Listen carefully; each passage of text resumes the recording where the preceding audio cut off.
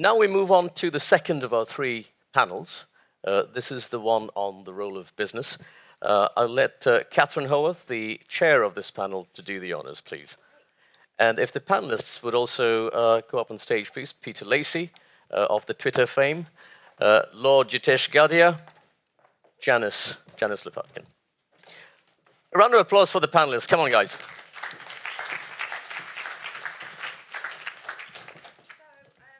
I don't know if this is on. Yes, it is.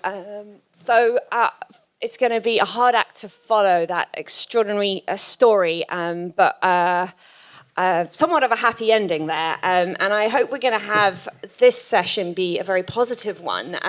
The focus of our discussion for the next few minutes is going to be around the role that business can play in championing and exemplifying truly tolerant, beyond tolerant attitudes that really kind of stimulate diversity in the workplace, diversity in the boardroom, and of course encourage and enable and facilitate diversity and tolerance outside the workplace, in the community, and in fact across the world. Because I think the business community clearly plays an incredibly important role through trade, encouraging, and has done for many, many centuries, millennium, people to mix and connect and get to know each other through transacting and getting business done, and in the process, learning about each other and becoming tolerant of each other, accepting and respectful, positively respectful of each other. So we've got a brilliant panel here. We've got Lord Jitesh Gadia, who's got a glittering business career and much experience to draw upon for this. So really looking forward to hearing what you say. Peter Lacey, who similarly is a great leader in the business community, a great thought leader, particularly on circular economy, but we're breaking him out of his circular economy mold and getting him onto diversity this afternoon. Are we already in the afternoon? Not quite.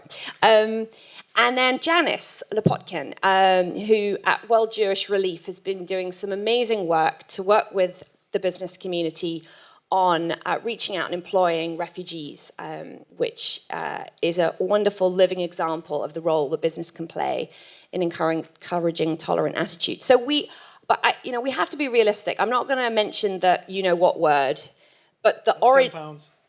The orange one. That's 20. Has 20. Okay. Has run a campaign where things that we never thought would be heard in a political campaign were said, and the orange one is the winner. And so these are frightening times in a sense. They really are a time when I think, obviously people in civil society are trying to figure this out, but I think we need business to be a real buffer and join together with civil society and saying, come on, let's truly overcome some of the danger that comes with some of the rhetoric we're hearing from politics. And I do think there's a really important role for business. So I want you each to kind of give your initial reactions and thoughts and any things that you've prepared. And then let's get into a bit of a discussion, and then we'll open it up to the floor. Thank you, Catherine. And firstly, can I just add my appreciation to Lutfi for organising today's wonderful event. And he challenged us to consider what lies beyond tolerance, which, and the word itself sort of effectively implies some grudging acceptance, which frankly is not great. And, I hope that we move beyond mutual respect to actually positively celebrating diversity. But I think one of the issues, and I think Ayla mentioned the word echo chamber, it does feel like we're preaching to the converted here in this theatre in the middle of London, and there is an element of confirmation bias in terms of the people who are actually gathered here, and that's really been the challenge for business in many respects. And I would say that business has been playing catch up when it comes to these issues, and it sort of responded in a very Pavlovian way, particularly I would say in the UK, in the sense that businesses manage what they can measure. And actually, if you look at the recent UK experience, where targets have been set, particularly I would say in the case of gender diversity and equality, things have happened. So in the UK, certainly following the Davies report, which set basically a 5-year target to double the number of women on FTSE 100 boards, lo and behold, the number went up from 12% to today 26%. So things happened, and now there is a new initiative led by Sir Philip Hampton and Helen Alexander, which has expanded that to saying that FTSE 350 companies should set a target of 33% of women on boards by 2020. And also to address the fact that I think only 7% of executives immediately below board level, are actually women, and to try and target that as well. And so that has actually then creeped into or expanded into ethnic diversity. So Sir John Parker, the chairman of Anglo-American, has recently, over the summer, published a report on ethnic diversity, where I think the numbers have been sort of similarly challenging. So whilst 14% of the UK population are called people of colour, only, and that number will, by the way, grow to, it's predicted it will grow to 20% by 2030 and 30% by 2051, which will be effectively the most diverse country in Europe by that time. On FTSE 100 boards, we only have 8% and only 1.5% of UK citizens from BME communities. So he has come up with this concept of beyond 1 by 21. So by 2021, to have at least one person who is non-white on FTSE 100 boards, and for FTSE 250 by 2024. And I think this is a target and a project which is out for consultation, and will report by next year. So those of you in the room who want to contribute to what has been suggested can certainly still do so. And the irony is that all of these things have happened because actually it's elderly white men who have actually helped to make them happen, which is quite a interesting point. But it does beg the question, why do these things only happen when there are targets, when you effectively have a sort of a push rather than the pull of a positive business case? And frankly, I think that has been one of the issues, that we haven't actually been able to articulate the fact and prove the fact that actually, if you do look, if your organization looks more like the customers that it's trying to serve, then you are going to be more effective, you're going to create more value, you're going to produce more financial returns. Likewise, if you look like the community you come from, you'll be able to recruit better talent, you'll be able to manage your supply chains better. There has been some evidence, which I brought along with me, that has started to do that. So McKinsey has shown that there is a diversity dividend, that the sort of top quartile in terms of most gender diverse companies are 15% more likely to outperform from a financial perspective, and those who are most ethnically diverse are 35% more likely to outperform. And I think if we can build that evidence base, then actually what will happen is that the stakeholder that is not at the party at the moment, which are frankly shareholders, they will then, I think, influence this as well, because clearly shareholders are not going to be satisfied if the companies they own are leaving value on the table. And then we will actually, through that sort of pull factor of the positive business case, I think we will also get shareholders doing their bit as well.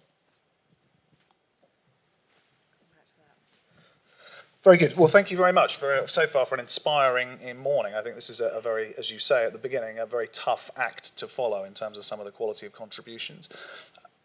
I want to talk about 3 reasons why, at a personal level at least, I think this topic of going beyond tolerance to embracing and thriving and indeed creating advantage out of constructive conflict, of citizenship, diversity, is such an important issue.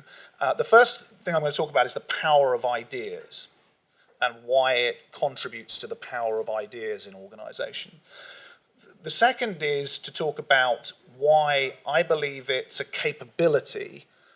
It's not just, I think, something that can be left to be managed as a nebulous concept or something that's on the softer side. I think Jitesh is exactly right that some things can be measured, some things can't. But actually, I do think it's an organisational and individual set of capabilities that we need to think about, and how we think about trust, how we think about empathy, how we think about taking some of those themes into a business setting. And the final point I want to make is really around why it's not going to get less important. Over the next 5 to 10 years, if anything, it's going to become a critical determinant, not just of our successes of organisations, but success in society more generally. So let's start off with the first one, the power of ideas. So like all organisations, global companies at the moment, it's a major focus for us, whether or not it's gender diversity, ethnic diversity, whether or not it is matching, as Jitesh mentioned, the customer diversity that you have in your marketplace, or indeed your supplier diversity, and helping to foster diverse organisations that feed into your global supply chains, or whether or not it's diversity in the workplace. And we can talk a lot about that, and I'm happy to sort of do that in the discussion phase. But the very personal view that I have is that this is just great business from the perspective of generating new ideas. As an organisation like Accenture, that's essentially what we sell. 380,000 people around the world who, there's no software, there's no real IP, it's people who are deployed to solve clients' problems. And if you come at that from a homogenous perspective, if you sit a group of people who think the same, come from the same backgrounds, linguistic, cultural, LGBT, all of those things, guess what? You come up with very traditional, very unchallenging sets of ideas and solutions. The richest teams that I've ever worked in from a consulting perspective have always had not only that diversity, but that respect for diversity and that willingness to listen to others and that willingness to take that on board and to challenge. So for me, it's actually, for something like Accenture, it's absolutely core business. We don't always get it right. We can do a lot more. We can learn from outside of the organization. But it is as simple as that. It's competitive advantage, core business in innovation and generating new ideas. So that's one way I think you can go beyond tolerance to recognize the power and the importance. I think the second point then is about the capability. I think for those of us who spend a lot of their time, I personally specialize in working in very difficult environments in contested industries, looking at multi-stakeholder dialogues, things like oil and gas, things like mining, where actually you find real, genuine conflict. These are legal activities, but they have huge ramifications for communities, huge ramifications for those engaged in the production, for example, in this case of natural resources. And one of the things that you find, thinking of very specifically a client that we're working with at the moment in the mining sector, is that top managers typically rise to the top on the basis of having been brilliant at finance, having been brilliant engineers, having been a great marketeer, all those things that get you to the top. And then suddenly you get to the top and maybe you're in charge of a mine or a country or a region or exploration and production. And the biggest issues you face are those complex stakeholder environments and trade-offs, conversations with the regulator, conversations with your workers, conversations with local communities. And they are woefully ill-prepared in order to have that conversation. They don't have the tools, they don't have the knowledge base, they don't have the mindset. That's just one example of why I think this ability to empathize with stakeholders, being able to understand the dynamics that occur in terms of identity, self and other, and how social reflexivity, Anthony Giddens, who was previously the director here, looked very much at this sociology dynamic of social reflexivity. Understanding that dynamic as a core business skill in settings that are full of conflict is something that you need to develop, something that can be taught, or at least can be created as a learning experience in action learning, putting people in certain settings is very, very important. So it's not something to lead simply to the softer side of culture. This is something that can be ingrained in the way we think about organizations. I think the third and final point I would make about this beyond tolerance concept is that it's never going to be never going to be more important than in the next 5 to 10 years. And the reason I say that is quite specific. I think if you look at the underlying challenges that we've faced, which have really come to a head, I think, certainly in liberal, secular, capitalist, sort of advanced economies in the last 12 months. I think many of us have faced a number of real wake-up calls, even those of us who've been working on some of these issues for a long period of time. I think if you layer on top of those challenges that increasing backlash against the models that we've created in governance, in markets, the sense that globalization is under threat, that it might go into reverse unless the positive case is stated and value is clear for the many, not the few. I think if you layer on top of that the next 10 years and what some call the fourth industrial revolution, some are calling kind of the digital transformation, we are at the foothills of probably the most profound period of change in the last 50 or 60 years, certainly in our lifetime, in terms of the extraordinary combinatorial impact of advances in physical materials, physical environments, biological and human genome, and then digital technologies such as artificial intelligence, big data, cloud computing. All of these things are going to change the way we live and work and the systems that we interact with each other. The world is never going to be, and this is a worrying thought, it is never going to be slower than it is today. The world will never be slower again than it is today. We are constantly going to be accelerating and creating more complexity. And against that backdrop, that intensity, that pace, that complexity is going to create a platform and going to drive more and more conflict, more and more challenges, more and more need to be able to engage and build trust between communities. And so that's where I would finish and say that if we want to deal with this problem, it's not going to get less important, it's going to get more important for businesses, for societies, for organizations, for individuals. And so what I would say as a call to action is that we need to move from this negative language, I agree completely with Jitesh about beyond tolerance, towards embracing and thriving and seeing this as the way that we create advantage for individuals, for organizations, and for societies as a whole.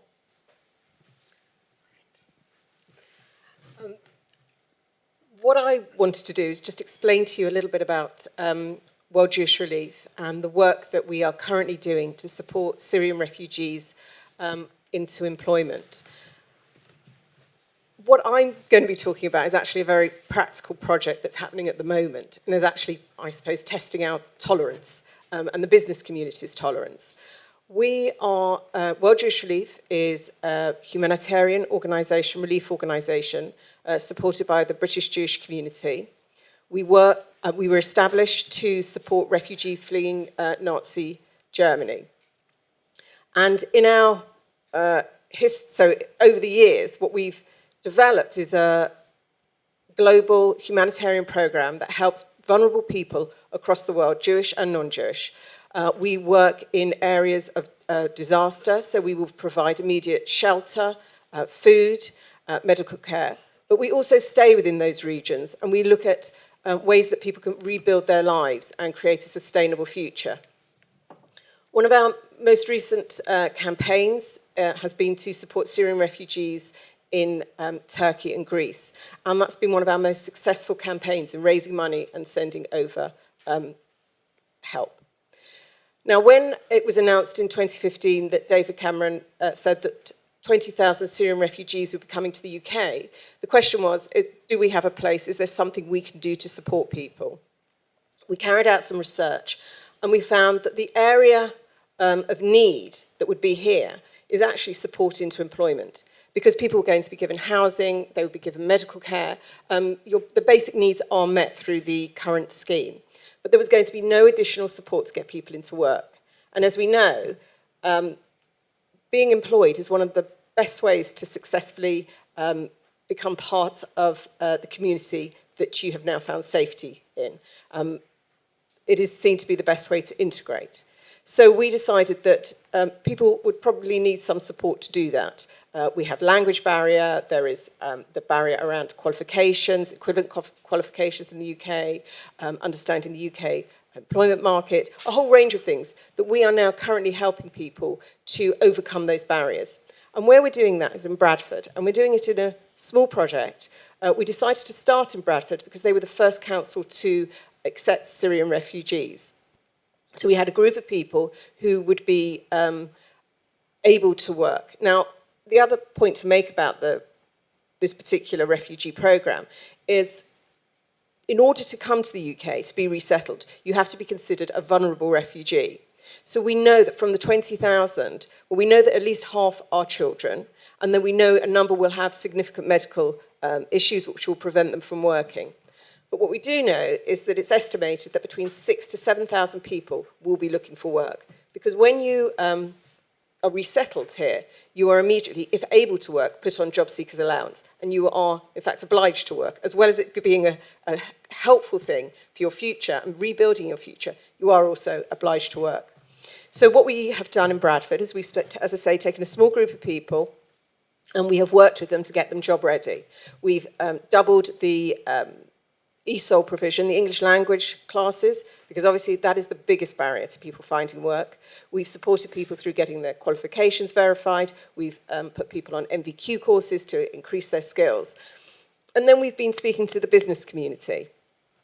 And I would say there are two challenges there. One for, I would say, larger employers, in order to understand potentially what this great new pipeline of talent could offer their recruitment needs. So what we've had to do is identify what are the skills, what are the kind of people that we're working with, and we work very closely to make sure we can provide the best possible candidate for businesses.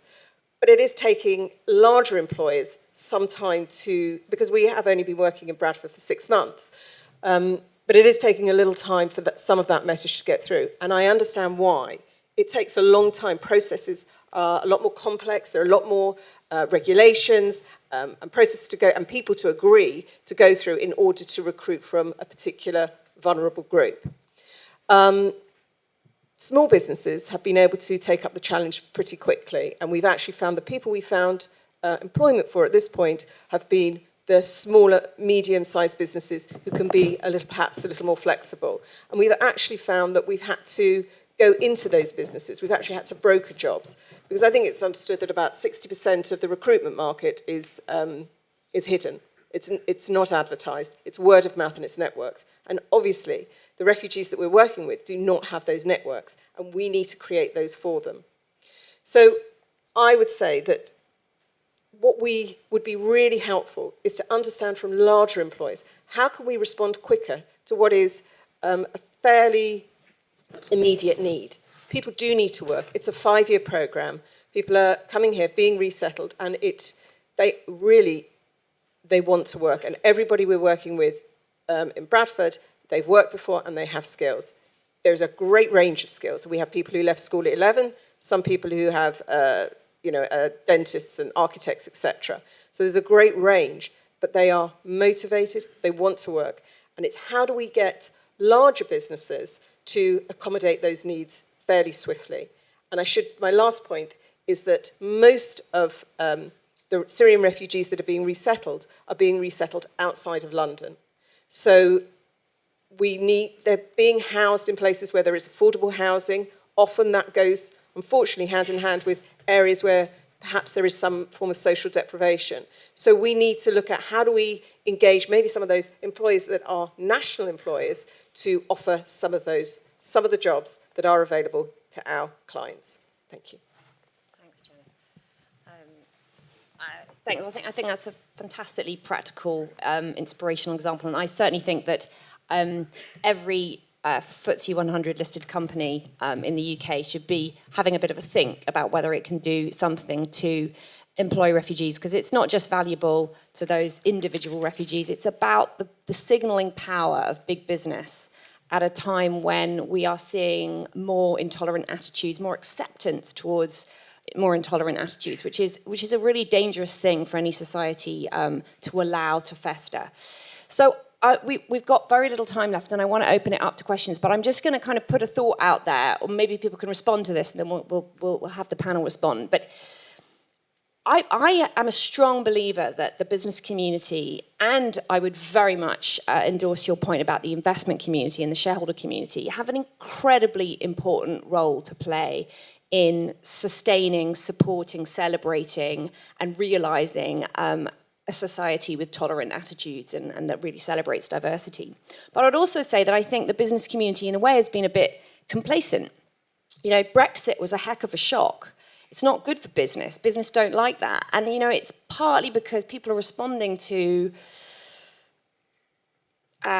feeling a bit left behind, feeling a bit left out, and that's something that the business community can take its little share of blame for, arguably, certainly in terms of people feeling a bit economically left on the margins.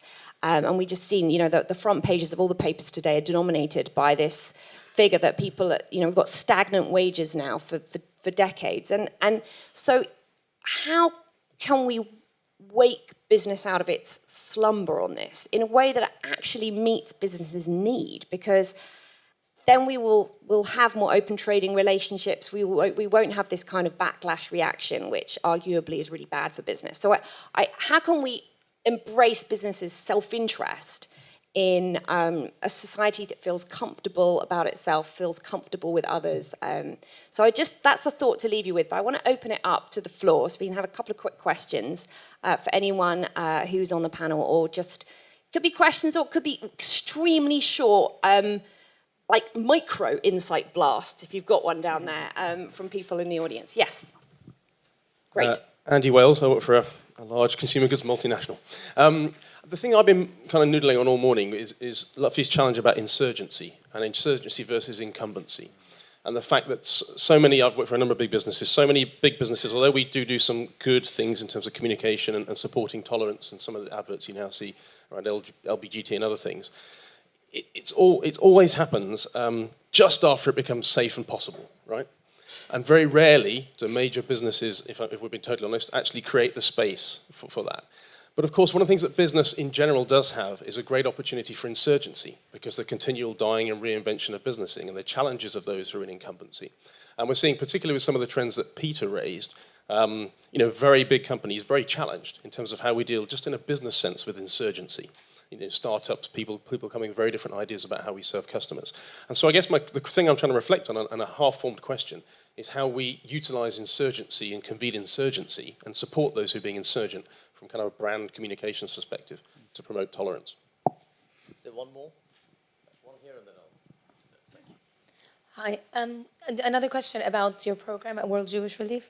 Mm-hmm. I've helped set up mentoring programs in London for Syrians, befriending and mentoring and creating partnerships in North London specifically. Mm-hmm. Have you thought about, because we mentor, because a lot of us speak Arabic, and, you know, for example, if they're Afghani, you get them an Afghani mentor within the company. Have you thought about connecting them to people of minority backgrounds within the companies themselves? There was one more right down the front. Yep. Hi, thank you very much. A question for Peter. You're making the business argument for the positive advantage that diversity can bring, but how do you help companies see this as a risk of not being diverse? Rather than seeing just the positive upshot of being more diverse, which requires a lot of changes to the institution, a lot of tension perhaps in change. But how do you actually make it part of their risk management system as well? One last question from here. Manuel Wachter, consultant and coach, and I focus on workplace inclusion, so how businesses can actually embrace diversity and move to a place of inclusion.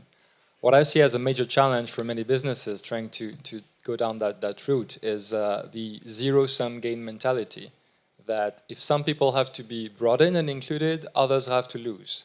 So when I try to implement gender workplace equality programs, resistance from men is one of the typical reasons why this fails.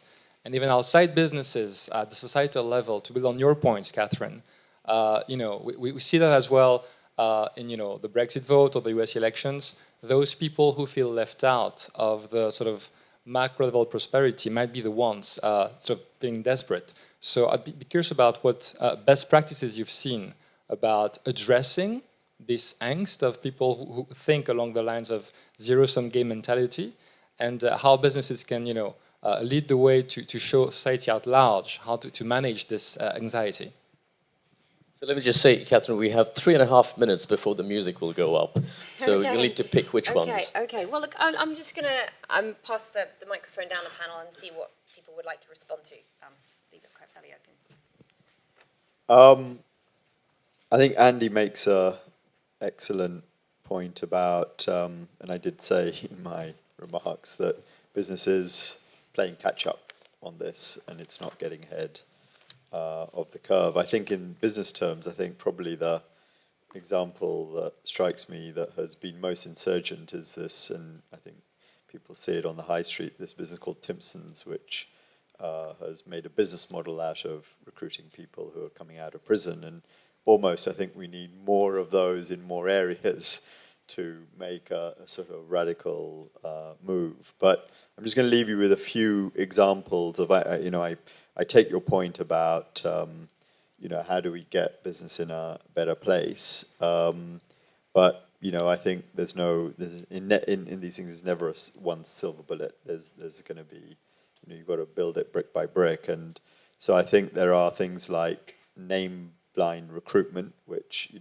in your case in Bradford, you should certainly use the fact that I think there are employers representing, that employ 1.8 million people in this country that are willing to do name-blind recruitment, and you should see if you can tap into that.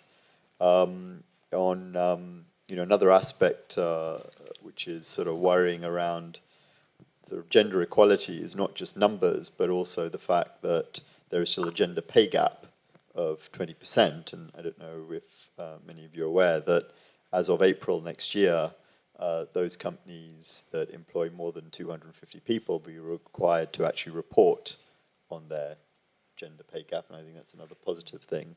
And then there is something called a government equalities unit or office, and they have created a program called Think, Act, Report. And those of you interested in this area should go look it up, because I think that's it's a voluntary thing, but it's a very positive way of doing something about it rather than just talking about it. So much to say. I'm trying to keep it short. I think just reflecting on some of the questions, the first thing for me, a very personal reflection on us at least, one of the things we need to be very careful about is that I actually think in some organisations we're very focused on diversity in lots of different ways and means. I would include in my organisation, not to say we ought to get it right and we can't get better, but I think one of the problems with global companies rather than national companies is that we're very used to diversity across borders and in our working lives and day to day. That kind of isn't really even a question. There's a zero tolerance approach to anything that transgresses that. I think the bigger challenge is to look at the communities where we do business. I didn't like Theresa May's statement that if you're a citizen of the world, you're a citizen of nowhere, right? But there is some truth always in some of these things that needs to be addressed, which is how you make yourself truly located in the local and ensure that you're actually contributing to the local in that way. So I think there's something in there. I think to Andy's point about insurgency, I think there's room we talk often about things like intrapreneurs, creating space for people within large organizations to innovate in different ways. And certainly as you look at the way that many companies are treating digital disruption, they're setting up, disruptive units that have different roles, responsibilities, and that's on the technology front, that have more autonomy and more freedom to innovate. And I think you can think about that in a similar way with insurgencies within organizations. I think it's about top leadership creating the space and actually thinking about that as a role within organizations. The point that Scott mentioned, maybe building on that, I think the real way to turn it into a risk issue is to move it from the abstract to the real for individuals.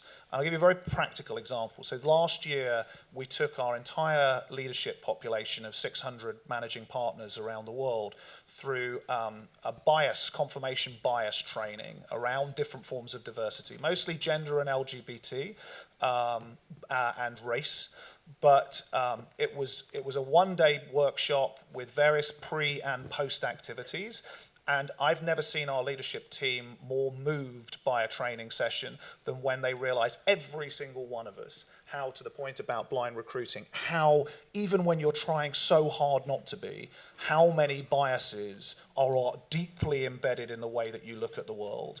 And so that I think it made it very real for them that they are biased, even if they're trying very hard not to, and even if we've got great programs and policies and so on. So I think really, I could talk lots about risk processes and procedures and so on. The real trick is turning it into something that actually wakes people up to what they're doing at the individual level. And I think the very final point, which I love your program, and I think your question about how to get larger organizations involved, actually I think there's a lot of merit in thinking about how you piggyback existing initiatives.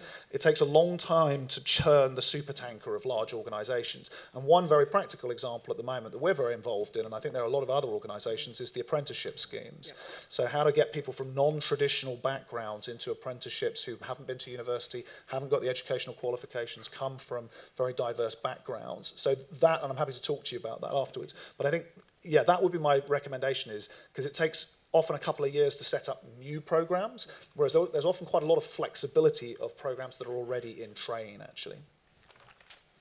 Yes, in fact, that sort of relates to the point about mentorship as well. We have been working with business in the community to look at some of that. So they're involved with a number of high street brands who offer work experience and buddying system for people, for a range of people, from lone parents to homeless people. So there's a whole range of people that they provide these services for, of these work experience. And we have been actually able to get a couple of people on those work experience courses. Within that, they provide a buddy from the employer. So there is somebody within there. We are also, we realise we do provide volunteers who are language coaches, actually, for our current clients in Bradford. And once they start talking, a whole world is opened up as well around employment and around their connections and who they're able to introduce them to. So I think it's very, very valuable to have a mentorship programme, both from the community and as well as from within the employer community as well. Great. Thank you. Well, thanks. I think I'm afraid we've run over time rather on our panel, but it's been a fantastic discussion. Thank you so much to my fellow panellists. Thank you very much. Thank you. And to everyone for listening. Cheers.